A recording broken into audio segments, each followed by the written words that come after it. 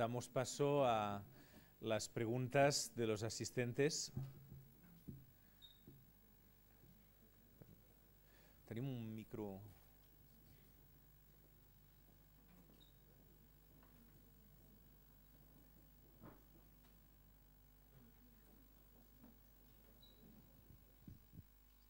Hola, yo quería hacer una pregunta sobre vuestro oficio, el de corresponsal de guerra o tal.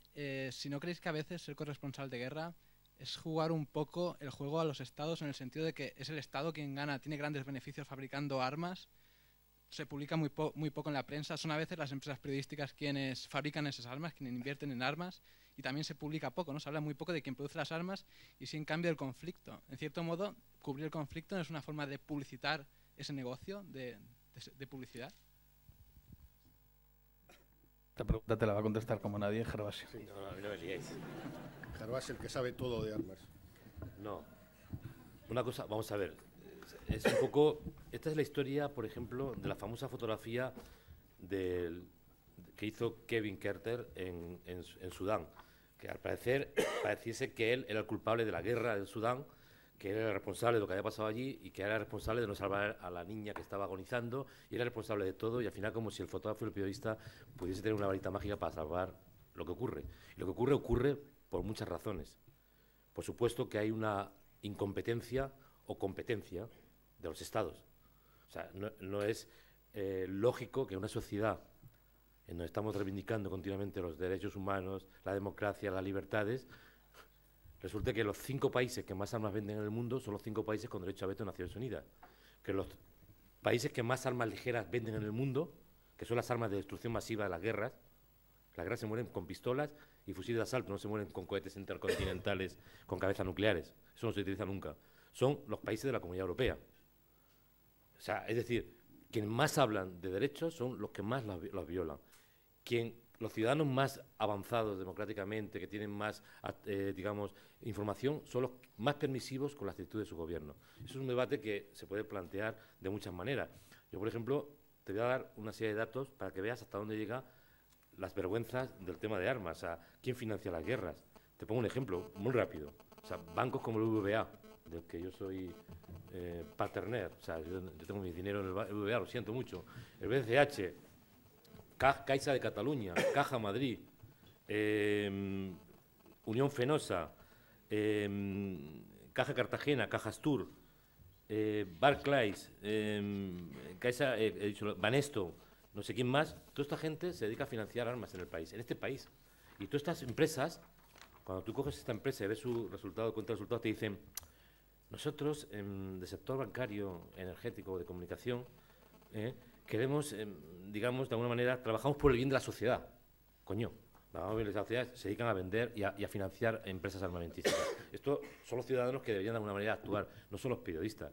Los periodistas tienen la obligación, o sea, por ejemplo, esto es lo que yo acabo de decir ahora, más largo, es un reportaje que se publicó en una revista mexicana, Proceso, formado por un tal Alejandro Gutiérrez, en el año 2008.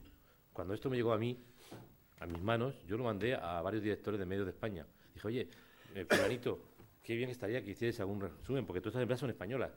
Estaría muy bien que publicaseis esto. Hay un informe del Centro de Estudios sobre Justicia y Paz de Barcelona, con sede en Barcelona, el Observatorio de la Deuda y en la Globalización, o SETEN, que es una confederación de 10 ONGs civiles que tienen estos informes. Coño, hablar con ellos y hacer una historia sobre quién está metido en el tema armamentístico. Porque una comisión del Ministerio de Industria español, formado por 10 personas, viola sistemáticamente la ley de control de armas apoyada por el Parlamento español en el 2007. No sé, eso es una pregunta que os tenéis que hacer vosotros y a la hora de votar deberíais pedir explicaciones. Nosotros periodistas vamos a los sitios e intentamos, en medio de la debacle, del desastre y en muchas situaciones conflictivas y complicadas, porque cuando yo hablaba antes de que uno tiene que estar dolido por lo que hace, no me estaba refiriendo a que tengas que ir a llorar al ver un montón de cadáveres. Hombre, si no lloras, lo que yo te aconsejo es que te vayas al psicólogo cuando vuelvas. Porque si ante el dolor humano, dolor ajeno, no eres capaz de sobrevivir sin que te dañe, tienes un problema grave.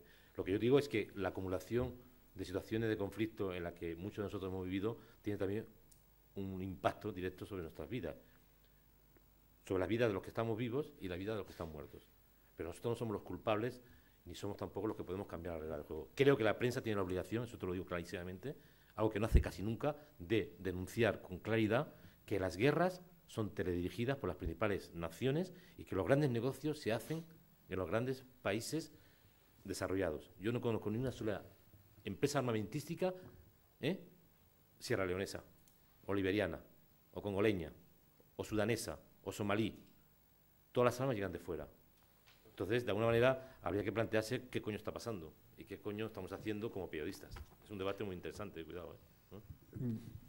En la línea de lo que decía Gervasio, dices, no conoces ninguna gran empresa armamentística sierra leonesa, somalí, etcétera, pero sin embargo el puerto de Sierra Leona, el puerto de Freetown, es uno de los puertos principales de tráfico de armas. O sea, muchas de las armas que van hacia Latinoamérica tienen como puerto base el puerto de Freetown.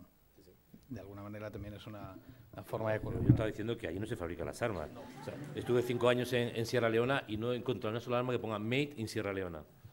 Ya sé que no tiene por qué ocurrir esto, porque hay dinero en paraísos fiscales que no pone Made Botín o Made Paco González. Y resulta que Botín, ese señor tan amable que nos da dinero a la Fórmula 1, tiene el dinero en paraísos fiscales, ya lo sé, lo siento mucho, pero te quiero decir que las armas se hacen en Occidente, las armas se hacen en lugares o se financian desde Occidente. Entonces, claro, habría que hacer una... Y en China, Occidente, cuando hablo de los 5 países de las Naciones Unidas con ese veto son, entre ellos, China. Está incluido en el bacalao. Y Rusia, fíjate tú, los rusos. Pero como decía Gerva, el problema no solo es ese, sino si los periodistas no pueden contar lo que pasa, porque los medios no lo van a contar, porque esas empresas son las que financian los medios de comunicación, volvemos un poco al punto de lo que estaba contando yo antes, sobre lo que dice Gervasio ahora mismo y lo que estáis preguntando de las armas. En 60 días que llevamos en el aire podéis entrar y podéis ver historias sobre las armas, sobre todo el tráfico de armas, quién es la mesa, quiénes están en esa mesa que decide qué armas funcionan o no, investigaciones periodísticas sobre eso. Otro tema que tampoco se cuenta y que es muy fascinante, por ejemplo, las multinacionales españolas en Latinoamérica, ¿vale? Y sus actuaciones variadas. Un reportaje que yo hace 8 o 10 años dije, esto habría que hacerlo, ¿no? Me gustaría hacer una serie y llamarle Los Nuevos Conquistadores. Bueno, pues lo ha tenido que hacer Greenpeace y además cachondamente le ha puesto el mismo título que sin tener nada que ver conmigo que le quería poner yo. Han hecho un informe alucinante sobre las multinacionales españolas en Latinoamérica, han convocado rueda de prensa, han informado a los medios, no ha aparecido ni un santísimo medio en la rueda de prensa, ningún medio ha contado absolutamente nada de esto, han llegado incluso un mes después a montar una jornada completa sobre este tema y trayendo algunas de las empresas, incluso estaba Repsol y Solmeliá y no sé quién más, o sea, incluso las propias empresas, algunas estaban ahí hablando, y en aquella sala más llena de gente que estáis ahora, yo estaba moderando una mesa, era un día entero, que era de los medios de comunicación. Había pues un día de Reforma, uno de los colegas, uno del New York Times, el responsable del New York Times, otro de Notimex. No había ningún periodista español en la mesa de ningún medio, no había ninguno. Pero es que lo divertido es que no había ningún medio cubriendo toda esa jornada tampoco ahí dentro. Y por supuesto no salió, esto nunca ocurrió, ¿no? Es como todos estos procesos que no se ven exactamente, que no se cuentan, porque quienes deberían de contarlos no los pueden contar, pues creo que son pues las cosas que hay que buscar, estas otras maneras que ahora sí podemos, ¿no? Hoy, por ejemplo, nosotros en Periodismo Humano tenemos el papel de las multinacionales con la energía eólica en México, cómo están engañando, saqueando, robando a la gente allí, absolutamente incumpliendo todas las normas, porque nadie absolutamente les controla, evidentemente con la connivencia de los poderes variados mexicanos, etcétera, etcétera, etcétera.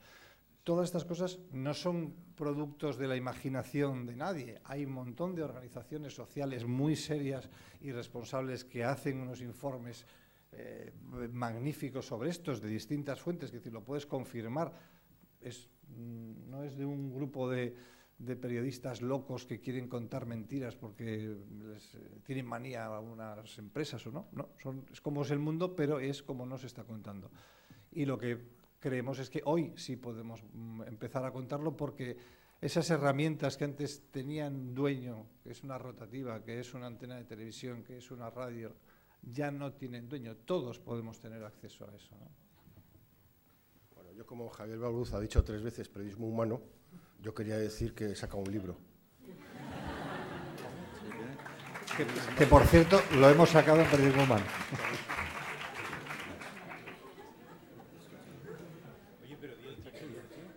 Cuadernos de Kabul, es muy barato.